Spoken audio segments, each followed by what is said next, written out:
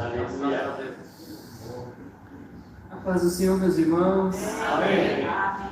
O Evangelho de Jesus que escreveu Lucas. Nós vamos ler o capítulo 15. Grande Deus. E o versículo 21.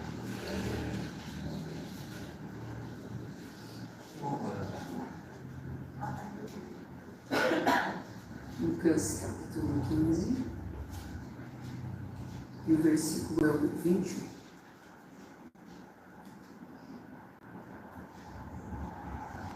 Fácil de achar, né? E o filho lhe disse: Pai, eu pequei contra Deus e diante do Senhor, e já não sou digno de ser chamado teu filho. O pai, porém, disse aos seus servos: Tragam depressa a melhor roupa e vistam nele. Ponham um anel no dedo dele e sandália nos pés. Tragam e matem o bezerro gordo. Vamos comer e festejar. Olha o versículo 24. Porque este meu filho, ele estava morto e reviveu. Estava perdido e foi achado. E começaram a festejar. Obrigado, queridos. Podem ficar à vontade.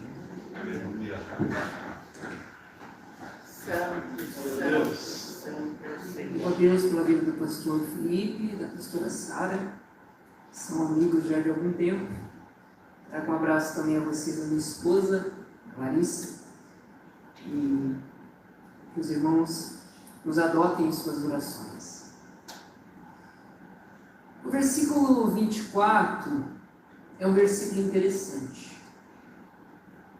Quando o pai ele olha para o filho, e diante da alegria que ele sente ao vê-lo retornar para casa, uma das coisas que o pai ressalta no seu discurso é que este filho estava morto. Obviamente, precisa de uma hermenêutica muito profunda para entender que a morte aqui, ela não é física, mas é espiritual. Porque, entenda uma coisa, quanto mais longe do Pai você está, mais perdido você vai ficando. Esse filho, ele sai da casa do pai para viver uma falsa sensação da liberdade. Por que é falsa? Porque o diabo não liberta, ele só troca o pecador de uma prisão para outra. E a sensação que o pecador tem é que eles estão livres e nós que somos crentes estamos presos. Sendo que na realidade, a liberdade verdadeira e plena só Cristo pode nos dar. Inclusive, Ele nos liberta até dele. Você serve se você quiser. Então o Pai é um Pai de tanta liberdade que você serve se você quiser. Ele não te obriga a servir se você não quiser. Ele te livra inclusive dele se você quiser. Então nós estamos aqui porque nós queremos. Porque a partir do momento que você está aqui por rotina e não por paixão, você começou a se parecer um pouco com esse cara. Primeiro porque ele está na casa do Pai. Ele tem tudo o que ele precisa. Até o momento que, obviamente, ele começa a ficar insatisfeito com o ambiente da casa. E ele chega para o pai e diz: Pai, eu decidi sair daqui, eu quero viver agora a minha vida, eu quero que você me dê a minha parte da herança. É interessante que o pai não forçou, e na verdade o pai nem pergunta qual o motivo que levou o filho a sair. Não parece um pai meio cruel? O filho chega para o pai, quer sair da casa, perde parte da herança, e o pai nem pergunta por que ele quer ir embora. Se fosse o pai e o Deus coach que estão pregando hoje, obviamente o pai e o Deus coach olhar para o filho e dizer: Filhinho, por que tu quer ir embora? Fala aí, quem é o filhinho do papai? Sou eu. E por que você quer ir embora, filhinho? Não está contente com o ambiente, o pai muda. Não está contente com a alimentação, o pai muda o cardápio. Se fosse o Deus coach, cor-de-rosa, Disneylândia, Barbie Care, que estão pegando por aí. Mas olha o Deus da Bíblia, não parece um Deus um pouco cruel, o pai um pouco cruel? O filho chega para o pai e diz, pai, quero minha parte da herança. E o pai nem pergunta porque ele quer ir embora. O pai dá a parte da herança e deixa ele. Porque entenda uma coisa, a casa não é completa por causa do filho. A casa é completa por causa do pai. O dia que o filho decidir ir embora, a casa vai continuar completa. A casa completa não é a presença do filho. O que faz a casa completa é a presença do pai. Josué, se por acaso eu não quiser mais cantar na igreja, fazer greve com Deus, hoje eu não vou cantar. Você acha o quê? Que a igreja vai fechar lá fora e dizer, vamos, hoje não vai ter culto porque a irmã não vai cantar. Tá, Josué, se eu decidir assim, eu não querer pregar mais, ele acha que a igreja vai entrar em pânico, os irmãos vão começar tudo a descabelar e dizer, meu Deus, o irmão não vai pregar mais. Menos, querido. A casa é completa por causa do pai, não por causa do filho. Inclusive, o filho é completo por causa do pai, e a casa é completa por causa do pai também. Se um dia o filho quiser ir embora, o filho vai, porque entenda uma coisa, Deus não força relacionamento. Ele não vai forçar você a um serviço se você não quiser, porque é o filho que precisa do pai, não o pai que precisa do filho. Assim, é claro que vocês têm pensamentos diferentes, mas eu acredito que Deus não precisa de nós. José, mas Deus me usa. Deus não te usa porque Ele precisa de você. Deus te usa porque você precisa dele. Eu acredito que o Pai deseja nos usar, mas o dia que você não quiser fazer mais, o Pai levanta outro e coloca no seu lugar, porque Deus é completo nele mesmo. Tudo que Ele precisa, Ele é. É que nós estamos vivendo hoje um tempo, irmãos, e como é curso de ensino, eu acho que eu posso falar algumas coisas aqui para os maduros, né? Desculpa se tem alguns aqui, né? Sempre tem uns bebezinhos ainda na fralda espiritual, não tem problema não. Aí nós estamos vivendo um tempo onde os crentes, os filhos, eles acham que podem mandar no pai. Eles acham que o pai vai viver correndo atrás deles porque eles são filhos. Não, Deus não força relacionamento. Eu vou completar 2 anos de casado com a Lá em agosto. E futuramente nós queremos ter 2 filhos. Eu gosto muito de criança. Mas eu acredito que todos nós aqui tem um tipo de criança que a gente não suporta. Que é aquela criança mimada. Sabe aquela criança mimada? Mãe, compra esse docinho pra mim. Na volta a gente compra. Essa na volta da mãe, olha, me deram muitas vezes. Na volta a gente compra. Não, eu quero esse doce. Ele faz um escândalo e tem que dar. Mas o que forma um mimado? Na verdade, o mimado não é mimado porque ele é mimado. O mimado é mimado porque alguém mima ele. Então a culpa não é do mimado, a culpa é de quem mima. Porque a educação dos filhos revela a educação dos pais. Então o que forma um mimado? Vou te falar o que forma um mimado. Já aprendi direitinho. O mimado tem tudo que quer, na hora que quer, do jeito que quer, quando quer, é ele que decide. Aí a criança, ela vai ficando mimada, ela acha que o mundo é cor-de-rosa, que o mundo é um morango. Não existe problemas, porque tudo que ele quer, ele tem quando ele quer, da maneira que ele quer, do jeito que ele quer. Agora eu entendi porque que o pai não corre atrás do filho. Porque Deus não tem filhos mimados. Tem uma coisa, Deus não treina mimados, Deus treina discípulos. Ficou legalzinho essa frase, né? Deus não treina mimados, Deus treina discípulos. E qual é a diferença do mimado para o discípulo? O discípulo tem tudo que quer na hora que quer. O mimado tem tudo que quer na hora que quer. O discípulo tem que aprender a esperar.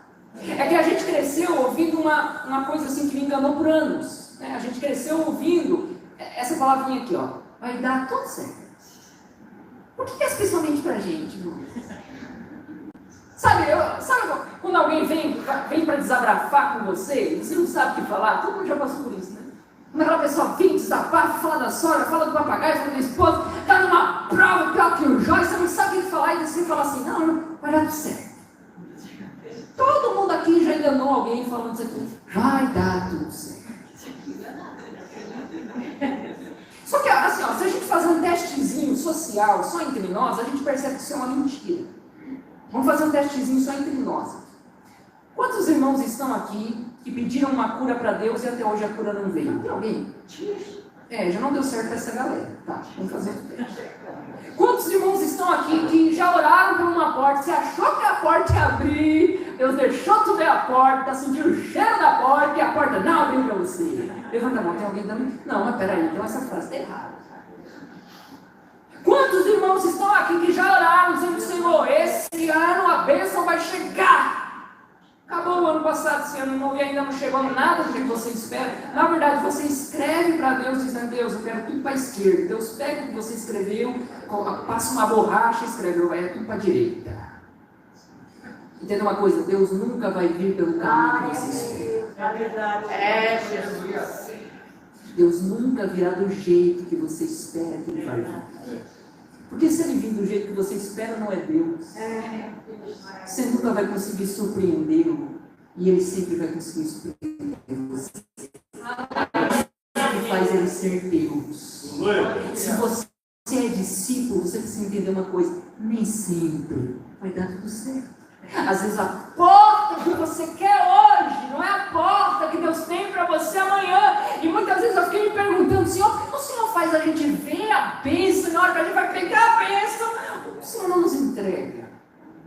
É porque o texto diz assim, ó, o meu pensamento, ele não são os vossos. Eu podia ensinar esse itinerante, mas os meus pensamentos são maiores do que os seus.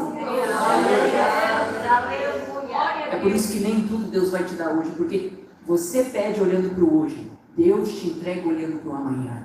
Tem coisas que Deus sabe que se Ele te entregar hoje, você vai chorar amanhã. Portas que se você entrar hoje, vai fazer você quebrar a cara amanhã. É por isso que Deus não treina limados, Deus treina discípulos. É isso que eu creio que Deus vai levantar aqui na Uruçanguinha, discípulos que estarão discípulos. O filho sai, ele sai para viver uma falsa liberdade, o pai não pergunta, o pai só dá a parte da herança, porque Deus não força relacionamentos. O dia que a sua paixão virar uma rotina, você se esqueceu de quem é o pai. Ele sai para viver algo a mais, mas ele já tem um pai. Quem precisa de algo a mais quando já tem um pai? Mas ele sai porque ele quer algo a mais. Entenda uma coisa, se você está aqui, se você diz que é crente, se você diz que segue o Evangelho, mas você ainda se sente incompleto, você entrou por qualquer outro caminho, menos o caminho do Evangelho. Porque o caminho do Evangelho sempre vai nos completar, por mais que a gente não esteja completo com aquilo que a gente quer. Cristo é quem nos completa. Eu já estudei, se você estudar a vida de alguns milionários, bilionários, que não tem Cristo, é claro, você vai perceber uma coisa interessante entre todos eles. Pode fazer o teste. Eles sempre estão à procura de algo a mais. O cara compra uma Ferrari, agora eu quero um iate. Compra um iate, agora eu quero um jatinho. Compra um jatinho, agora eu quero um hotel 5 estrelas. E eles sempre estão à procura de algo a mais. Por quê? Porque eles têm muito. E quem tem muito não tem Cristo, não tem nada. Agora, observe o crente que está do seu lado. Ele pode não ter, sabe, a roupa de luxo, o carro do ano, uma mansão na beira da praia, mas o mundo não enxerga tristeza em nós. O mundo não enxerga depressão em nós. Por quê? Porque a gente pode não ter muito, mas aqui dentro já tem tudo. Cristo é. Então, sabe quando você vai começar a se aquietar e entender que Deus já te deu tudo que você precisa? Quando você entender que o tudo, deixou tudo para morar dentro do nada. Para através do nada, que agora tem tudo, pode olhar para o outro lado e dizer, tudo que está em mim pode ser tudo para você também. Eu vou mais devagar. O tudo deixou tudo para morar dentro do nada, para através do nada, que agora tem tudo, pode olhar para o outro lado e dizer, o tudo que está em mim pode ser tudo para você também. Então ele sai para viver algo a mais. Nós não precisamos, já entenda uma coisa, irmão. Cristo não precisa de mais alguma coisa. Josué, eu estou aqui, mas eu só vou ser feliz quando eu ter Cristo e o carro. Então você não conheceu Cristo. Porque Cristo não precisa de mais alguma coisa. Não, eu estou aqui, José, mas eu só vou ser feliz quando eu desencalhar. Entenda uma coisa, irmão. Cristo não precisa de mais alguma coisa. Por muito tempo eu fiquei me perguntando por que Jesus falava assim, o caminho é estreito. Você lê a Bíblia perguntando, tem coisa que não tem resposta, mas tem coisa que Deus responde. Por que o caminho é estreito? O caminho podia ser largo, mas o caminho é estreito. O caminho é estreito, a porta é apertada. Por quê? Por que o caminho é estreito, a porta é apertada? Até o dia que eu entendi. Jesus disse assim, eu sou o caminho. E eu sou a porta. É por isso que é estreito. Porque não dá para levar Cristo mais alguma coisa, é somente Cristo. É É por isso que o caminho é estreito e a porta também é. Porque entendeu agora? É só pelas medidas de Cristo que você é. Não dá para levar Cristo mais alguma coisa. É somente Cristo. Ele sai para viver algo a mais, uma falsa liberdade, pega parte da herança, o pai entrega essa parte da herança a ele. É interessante que o pai não pergunta por quê, e a responsabilidade de perguntar o porquê do mais velho, que era do mais velho, ele também não está nem aí. E aqui vai pegar um pouco, mas nós estamos num grupo de ensino, todos maduros aqui, espiritualmente falando. O mais velho não faz nada. Interessante que o mais velho não fala nada quando ele sai, mas reclama quando ele volta. Uau. Só dá nós aqui, né? Ainda bem que todo mundo aqui é amiguinho, best friends, forever, um do outro, né? Não parece que... Você sabia? Aqui não tem, aqui não. Mas você sabia que existem crentes, irmãos, que se incomodam mais com a sua presença do que com a sua ausência? Tem gente que não está nem aí se você vazar, mas se você chegar na casa. Aqui não, porque todo mundo é amigo, ninguém fala mal de ninguém, crente fala mal do outro, caralho. Mas existem irmãos que se incomodam mais com a sua presença do que com a sua ausência. Quer ver? Todos nós que estamos aqui conhecemos pelo menos 3 pessoas que não estão mais na igreja. Todos nós que estamos aqui conhecemos pelo menos 3 pessoas que não estão mais na igreja. E o que a gente faz? Nada. Porque a gente é o povo que fala bem de amor, mas não vive nada. O nosso discurso é belo, mas a nossa prática é ruim. Já pensou se Deus te tratasse da mesma forma que você trata o outro? Então vou até tomar água aqui em Brasil. Já pensou se Deus te tratasse da mesma forma que você trata o outro? Deus, eu vim aqui te pedir perdão. Não vou te perdoar não, Josué. Não, você não curtiu minha foto no Instagram? Ô Jeová, vim aqui te pedir uma ajuda, estou precisando da porta. Eu não vou abrir a porta não para você, não. Você não deu glória quando eu cantei na igreja. Sabe qual é o problema de nós pentecostais? E eu e minha esposa temos ido por alguns lugares por aí, e eu tenho percebido uma coisa entre os pentecostais, nós pentecostais. Nós priorizamos a espiritualidade, assassinamos a humanidade. A gente acha que ser crente é só ser espiritual. A gente acha que ser crente é só pular num pé só, ver visão, falar em várias línguas. Às vezes a evidência de ser cheio de Espírito Santo não é falar em várias línguas, mas é controlar só uma língua dentro da boca. Porque tem gente que fala em várias línguas, mas não controla uma para falar mal do outro. A gente é bom em ser espiritual, mas a gente é péssimo em ser humano. Sabe o que acontece? A gente às vezes passa por gente que é crente, ele sabe que tu é crente, tu está de tarde, está de gravata, às vezes está pro mesmo quando tu tem, o cara não te cumprimenta com a parte do segundo. Parece que a gente vive em uma competição de quem é mais chique, quem tem mais dinheiro, quem tem mais carro, quem tem mais... Crentes passando pelo outro e não cumprimentam com a parte do segundo. Mas na igreja a gente roda, na igreja a gente pula, porque a gente prioriza espiritualidade, mas mata a humanidade. Eu não preciso ser espiritual para chegar para você e dizer como é que você está. Eu só preciso ser humano. Eu não preciso ser espiritual para perguntar se você está precisando de ajuda e eu te ajudar. Não precisa ser espiritual para isso, eu preciso ser humano. Enquanto você quer ser anjo diante das pessoas, Cristo, que é Deus, desceu para ser gente. Você que dá uma de anjo na igreja, e ele que é Deus, desceu para ser gente, se vestir como gente, andar como gente. Tem coisa, irmão, que não precisa ser espiritual, só precisa ser humano. E sabe a pessoa que está do seu lado só precisa de um como você está e você ainda não perguntou? Quem sabe a pessoa que está do seu lado só veio aqui precisando de um abraço e você não deu esse abraço? Ou quem sabe os pastores e líderes que estão aqui só precisam também desabafar, e às vezes a gente não tem isso, porque os crentes tratam ministros como Superman.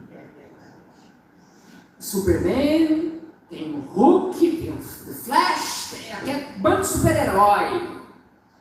É por isso que a maioria de grandes líderes, às vezes eles morrem, estão morrendo em depressão. E a gente acha que depressão é depressão, é os jovens adolescentes. Não, existem pastores morrendo de depressão. Pastores tirando a sua vida. Porque os crentes são acostumados a pegar a lixeira e jogar tudo no líder, achando que o líder tem que resolver tudo. Pega ali, tá aqui o lixo. Aqui também tem gente, meu irmão. Aqui é humano pregando para humano. Mas a gente, às vezes a gente é como esse mais velho. A gente está na casa, sabe que aquele cara está com problema e a gente não pergunta. A gente não chega. Porque a gente é bom em ser filho, mas é péssimo em ser irmão. A gente é bom em só falar com o pai, querer ser usado pelo pai, mas é péssimo no relacionamento. A gente é bom na função, mas péssimo na relação. É Deus, maravilhoso. E a gente chega aqui e senta, vem para o culto de ensino, ouve a palavra e sai do mesmo jeito que a gente entrou. Eu estou sentindo Deus aqui. Amém. Mas ele não faz absolutamente nada. Ele não pergunta, ele não conversa, ele não se relaciona, ele não faz nada. Só se incomoda quando o filho volta. Esse filho sai, a Bíblia diz que ele gastou tudo, ele está no ambiente dos porcos. E ele só volta para a casa do pai quando ele cai em si. É por isso que o pai não busca, porque o filho precisa cair em si. Jesus. Quantos crentes que precisam cair em si? Sabe, irmão, eu tenho uma coisa comigo. Eu não evangelizo muito pródigo, não. Eu não perco muito tempo como pródigo. Eu não sei você. Mas sabe aquele crente que ele conhece a verdade? Ele conhece que é a Bíblia. Ele já congregava. E ele sai. Ele é aquele tipo de crente dodó. Ai, ora por mim. Aí eu oro. Senhor, abençoe esse irmão, não me Jesus, amém. Ele olha para ti e diz assim, Deus não te falou nada, né? Deus não te revelou nada. A minha vontade, às vezes a Lara que me segura, mas a minha vontade, você quer uma palavra? Eu quero ouvir, quer ouvir Deus? A minha vontade de pegar a Bíblia, colocar na mão, abençoar e dizer assim, eu só leio, vai para casa e leio. Não é possível, irmão. Olha, Lutero deu sangue, quase morreu, para traduzir a palavra. Tantos homens de Deus morreram para traduzir a palavra, para hoje essa Bíblia está na sua mão. Para você colocar lá na prateleira de decoração. Não perca tempo com pródigo, porque pródigo só volta quando cai em si. Nós precisamos investir em gadareno. Gente que nunca ouviu a palavra, que não sabe o que é. A gente precisa atrás desse. Glória a Deus. A gente fica perdendo tempo com quem sabe o que é igreja, quem sabe o que é evangelho. Saiu, faz grevezinha para não sair da igreja, porque sabe o que é a igreja, me decepcionou. Por que você não para de torcer teu time quando ele te decepciona? Você não tem teu time de futebol? Tem. Às vezes ele não perde? Perde. E você para de torcer por ele? Não. Pois é, já não te decepcionou assim? Por que só a igreja te decepciona? A tua família não te decepciona às vezes? Nem vamos entrar aqui em assunto. A tua família não te decepciona? Sim, mas é a família. Você deixa a sua família porque alguém te decepcionou? Não. E por que a igreja você deixa? O Júnior chegou para mim e disse assim, eu vou para outra igreja, porque aqui não dá. Aqui não dá, muito problema nessa igreja. Vou para outra que não tem problema. Eu disse, lá não tem problema na igreja. Você sabe que aqui na Deus no Sanguinha tem problema? Eu vou te falar por que aqui tem problema. Porque você congrega aqui. E se eu ir para outra? Se você ir para outra, vai ser mais um problema congregando em outra igreja com problema. E se eu abrir a minha? Se você abrir a minha, vai congregar com você um bando de problema também. E isso é graça, irmãos. É um problema pregando, um problema ouvindo, um problema cantando, um problema adorando, um problema do lado do outro. Isso, ria de você mesmo.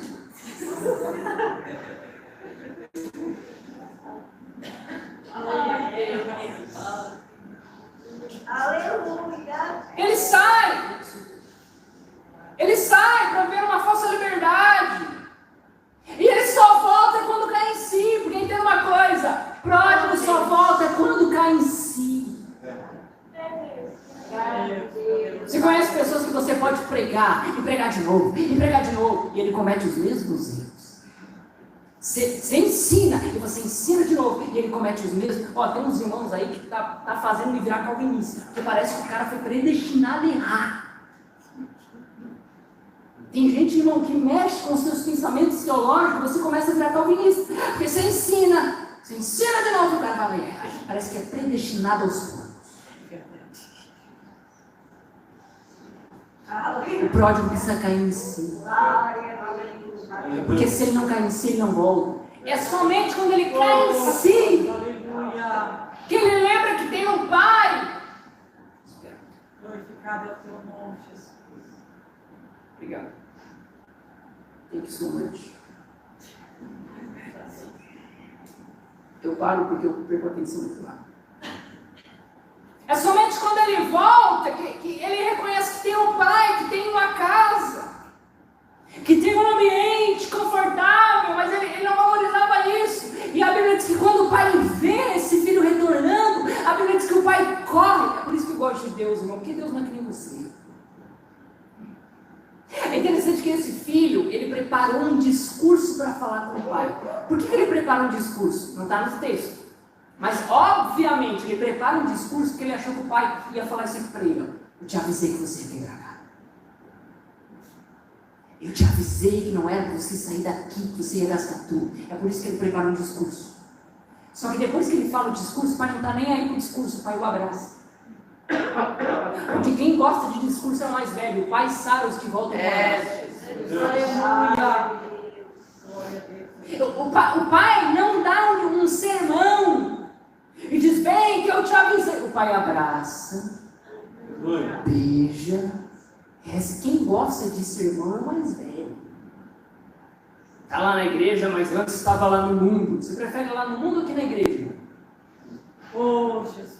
Está lá pregando, mas antes estava lá fazendo aquilo outro. Você prefere ele lá no mundo ou aqui pregando? Deixa eu falar uma coisa, nunca julgue alguém que o pai está abraçando hoje, porque você não sabe o chiqueiro que essa pessoa vive.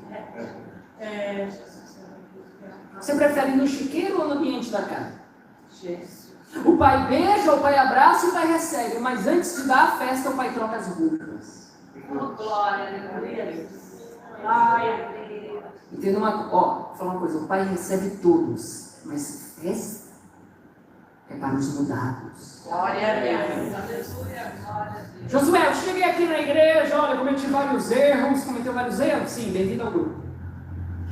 Josué, olha, não presta? Bem-vindo ao grupo dos que não prestam. Josué, olha, errei demais, errou demais. Bem-vindo, não é curtir um grupo também, bem-vindo ao grupo.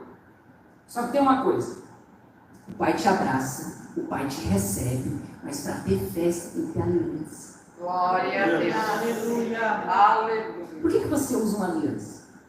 Você usa uma aliança porque quando alguém olhar para a sua aliança vai entender se a pessoa tem compromisso.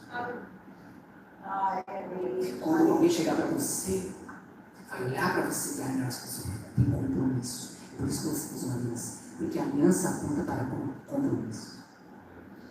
Agora, existem crentes que eles vêm para a igreja, eles ouvem a palavra, dão glória no louvor, choram, mas o desafio não é chorar aqui dentro, que o clima é espiritual, até fariseu chora. Ele chora, ele pula, mas na hora que o pastor, vamos batizar, o pastor ainda não estou pronto. Irmão, vamos botar uma aliança no dedo aí com o jovem. Não, eles só namoram o poder. Só namoram o santo. Na hora de casar, ele não quer. Por que ele não quer? Porque ele quer pular aqui, mas quer estar disponível para o mundo quando sair daqui.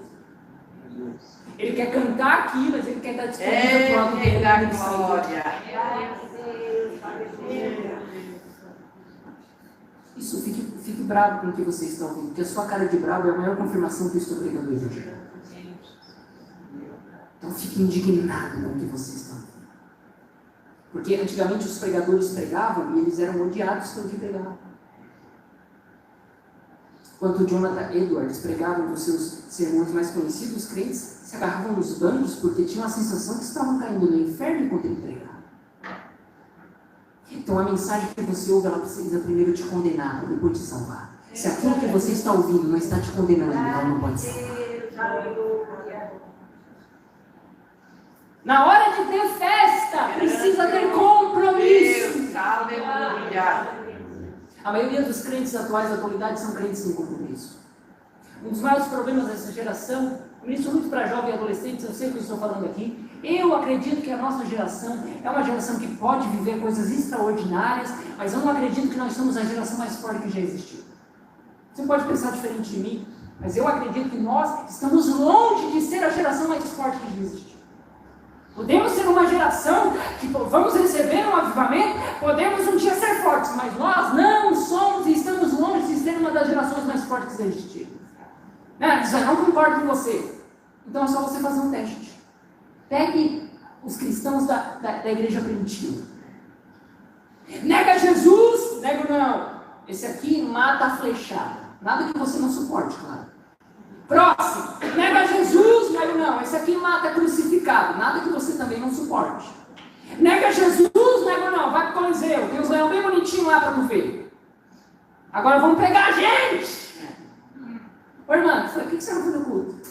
O ar estava muito gelado. Tá de brincadeira, né?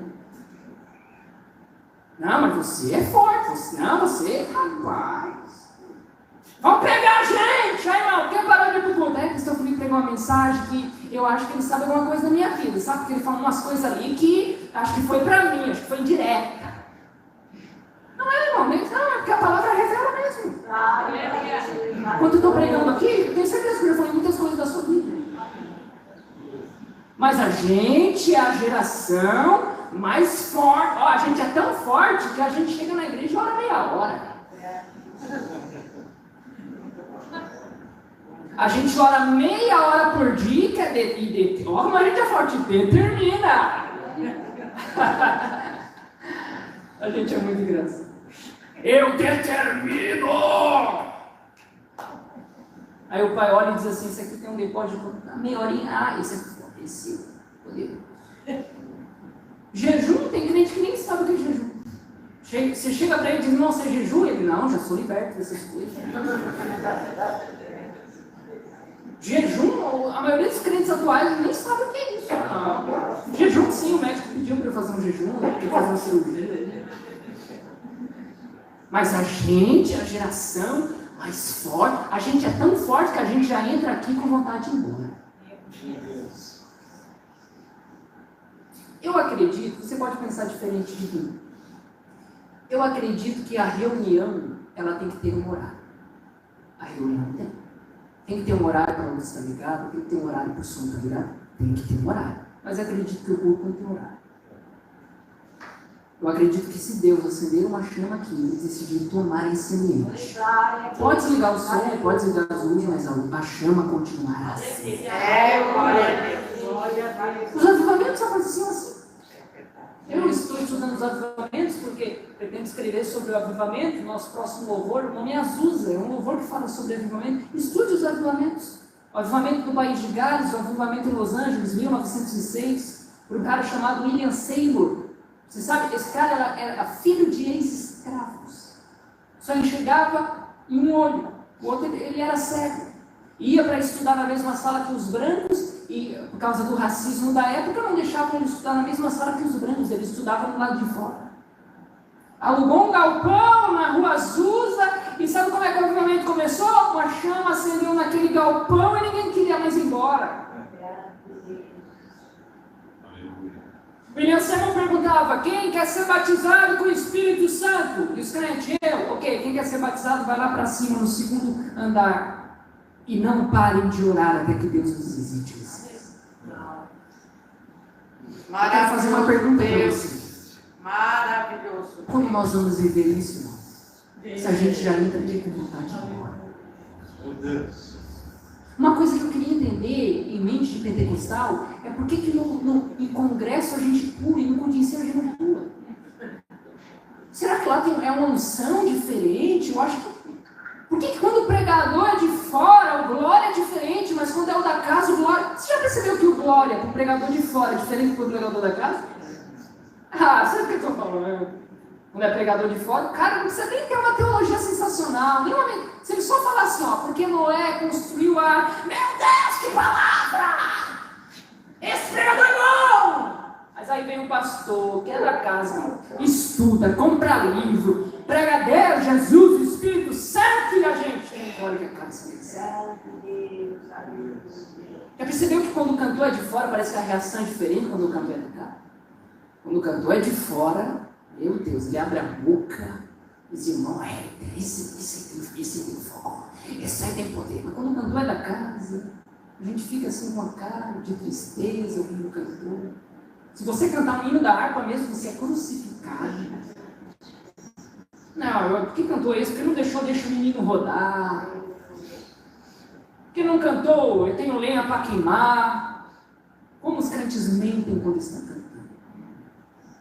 Que eu tenho lenha para queimar. Ok, tem lenha para queimar, ok, mas aguenta a lenha nas costas. Ué, porque para queimar a lenha tem que carregar a lenha nas costas. Está carregando a lenha? Não, então você não queima nada. Glória a Deus. Então pare de falar que você quer queimar, que você quer queimar, me deixa queimar. Se quando Jeová coloca uma lenha nas suas costas, você já reclama. Você já abandona o barco. Só pode dizer eu quero queimar quem está disposto a dizer eu quero carregar. Vou repetir isso que eu disse. Só pode dizer eu quero queimar quem está disposto a dizer também eu quero carregar. Glória a Deus.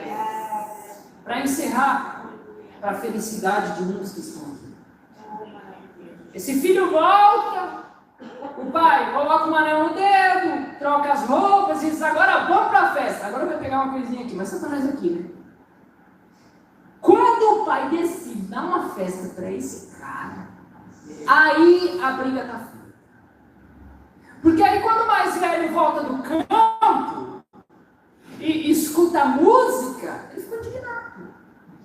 Não é possível, o pai está dando uma festa para esse aí, não chama nem de irmão, né? Esse teu filho que gastou tudo. Eu costumo dizer uma coisa, se você deseja saber quem é seu irmão e quem não é, observe como essa pessoa reage quando a festa não é para ele, mas a festa é para você. Deus da glória. Você sabia que existem pessoas que estão do seu lado porque por enquanto você está no mesmo nível que elas? Tem gente que só é teu amigo porque por enquanto tu está no mesmo nível que ele está. O dia que o pai decidir te dar uma festa. Irmão, somos todos maduros aqui. É sério, você acha que todo mundo é teu amiguinho. Ah, mas eu posto uma foto e ela comenta, linda. Às vezes nem tá linda, né? Um monte de filtro, uma coisa horrorosa, mas ela vai lá e comenta, linda. Aí a outra vai lá e responde, linda é você, e nenhuma das duas se gosta. Com rede social é uma maravilha, né? Cara, posta uma foto, outro you are so beautiful. Coitado de você. Nem todo mundo que te aplaude hoje estará te aplaudindo até o final. É por isso que eu gosto de Jesus, porque Jesus nunca era levado pela multidão. A multidão que aplaudia, às vezes Jesus deixava a multidão para estar sozinho. Porque a multidão mente. Jesus. A multidão está com você por causa do que você tem na mão, o que você tem para oferecer. E eu vivi isso ano passado, e eu aprendi muitas coisas com Deus. Converso eu e minha esposa caçada, com o Felipe e a gente dá risada. Porque às vezes a gente se surpreende com tanta coisa. A vida, não sabe, a pessoa que te aplaude hoje, que diz que vai estar contigo até o final hoje, é o primeiro a se levantar contra você quando Deus te dá uma festa. Que não pense que o invejoso quer o que você tem. O invejoso quer que você não tenha o que você tem. O invejoso não quer o carro igual ao seu. Ele quer que você não tenha o carro que é seu. Ele não quer uma casa igual à sua. Ele quer que você não tenha uma casa igual à sua. Igual a que você tem, a que você possui. Ele fica indignado com o ambiente da festa. E o pai fala uma coisa para esse mais velho. Agora que está funcionando bom. Ele fala uma coisa para esse mais velho. Eu acredito que quer para o mais velho por dentro. Porque quando o pai vem e o mais velho, pai, ele gasta tudo. O pai olha para ele e diz assim, meu filho, tudo que eu tenho é teu. Deus. Você está preocupado com festa, com matar bezerro, mas peraí, eu estou contigo todo dia. Deus. Eu estou contigo todo dia. Quer ver como nós somos ingratos? Olhe para o que você tem hoje, para tudo que Deus fez por você hoje. E você orava para ter alguns anos atrás, Deus já te deu. Olha como nós somos ingratos, irmãos. Tudo que você tem hoje, você só tem por causa do Pai. Você acha que está ruim para você hoje? Volte uns anos atrás, nas provas que você já passou. Tem irmãos aqui me ouvindo que às vezes não tinham nem o que comer. E olha o que Deus fez por você. Olha tudo que Ele já fez na sua vida. Glória a Deus. Você quer um bom de ensino, mas você pode levantar as mãos por um minuto. Aleluia. Agradecer a Deus pelo que Ele já fez por ti. Será que você pode dizer, Senhor, obrigado porque hoje eu tenho roupas novas. Hoje eu tenho aliança no dedo. Hoje eu tenho, Senhor, aquilo que um dia eu desejava alguns anos atrás. Você não tinha nem metade do que você tem, nem a sua família acreditava em você. E olha onde Deus colocou você hoje. Rei da glória.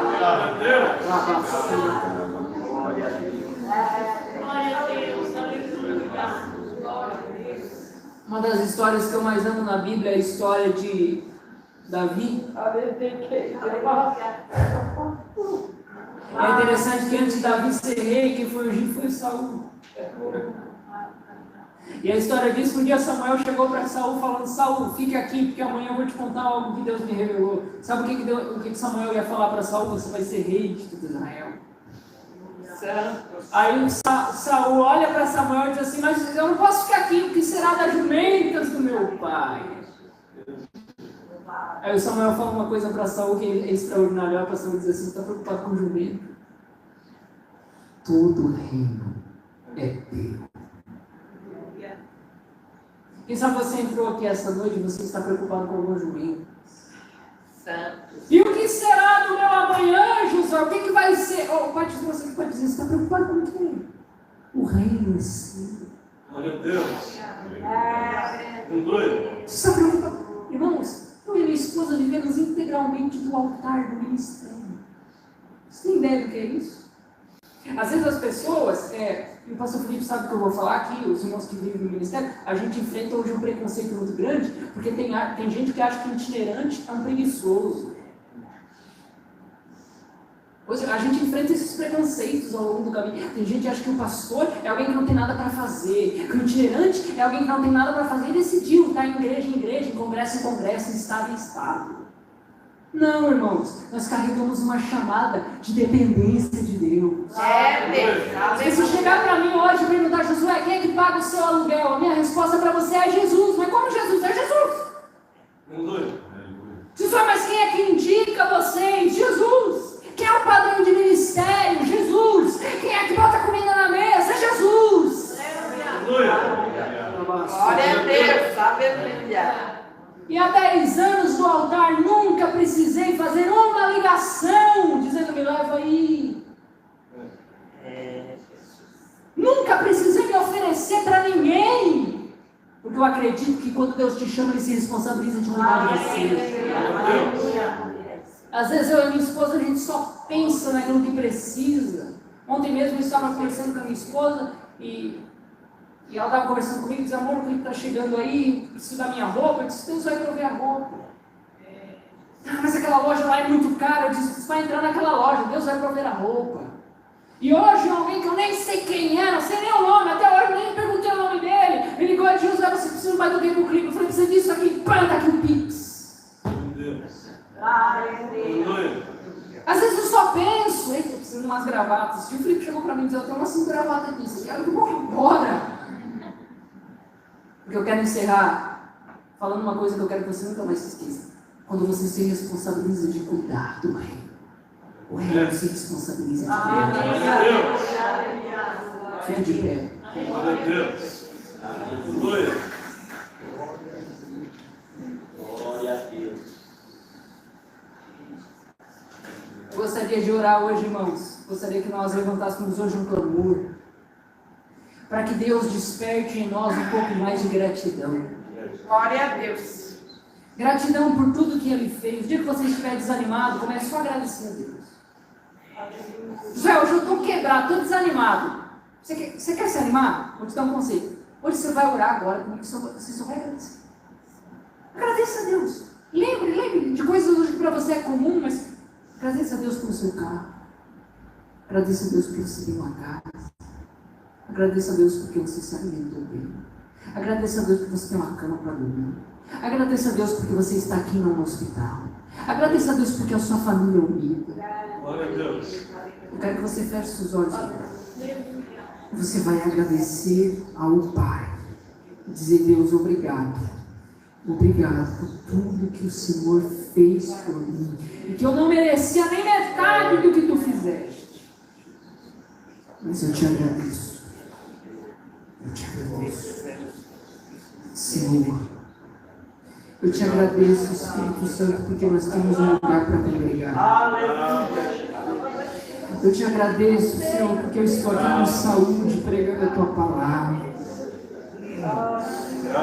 Agradeço, Jesus, porque quando muitos foram embora, o Senhor nunca me abandonou.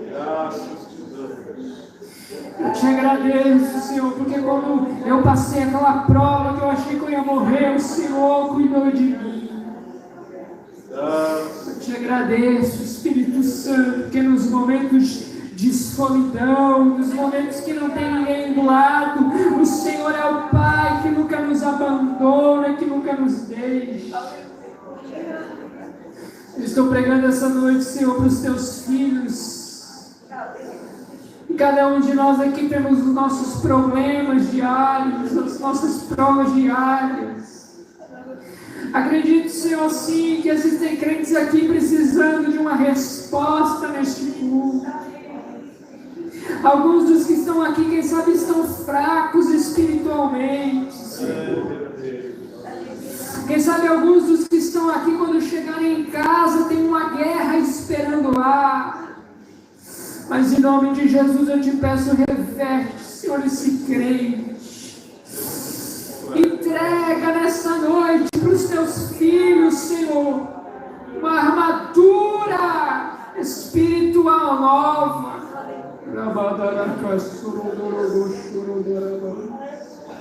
Enxuga as lágrimas, Senhor, deste irmão e desta irmã que até hoje chora pela sua família.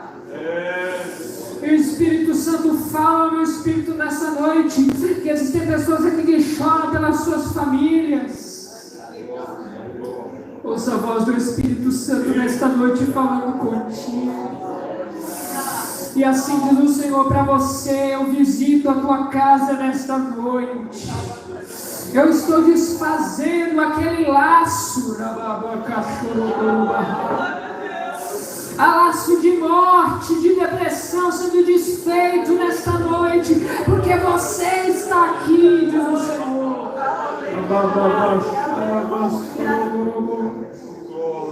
Senhor, eu te agradeço, ó Deus, porque o Senhor está conosco todos os dias. Eu sei, Senhor, que essa mensagem é uma mensagem simples, em alguns pontos até descontraída, mas acredito que essa mensagem também é uma mensagem real para os nossos dias.